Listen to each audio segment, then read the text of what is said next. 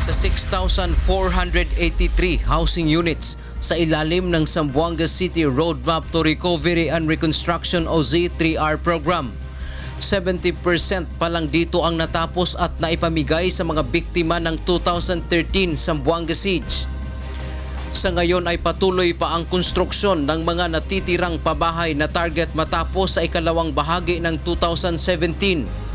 Marami ang umaasa rito kabilang na ang lokal na pamahalaan dahil para ito sa kapakanan ng mga residenteng matagal nang naghihintay ng permanenteng matitirhan. I hope we'll be able to work hard so that it will not affect the services of government, particularly housing, because Zamboanga City is very dependent in the completion of our Z3R. Ang Z3R program ay pinasimulan ng Aquino Administration at ipinagpatuloy ng Administrasyong Duterte sa ilalim ng National Housing Authority na isa sa mga attached agency ng Housing and Urban Development Coordinating Council o HUDC. Kaya naman ngayong nagbitiw sa pwesto si Vice President Leni Robredo bilang HUDC Chief.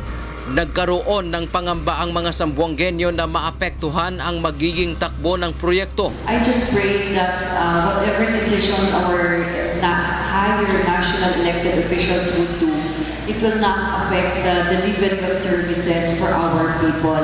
Because I know that each one of them have very good intentions, particularly of uplifting the people, especially those that are marginalized. Noong isang linggo ay nagtungo sa lungsod si NHA General Manager Marcelino Escalada Jr. at personal nitong pinangunahan ang turnover at awarding ng ilang natapos na pabahay. Nangako rin ang pinuno ng NHA na personal nitong kakausapin si Pangulong Rodrigo Duterte upang maipaabot ang mga problema at hinaing ng mga residente sa Zamboanga, partikular ang wala pang natatanggap na pabahay. Dante Amento, UNTV News and Rescue, Zamboanga City.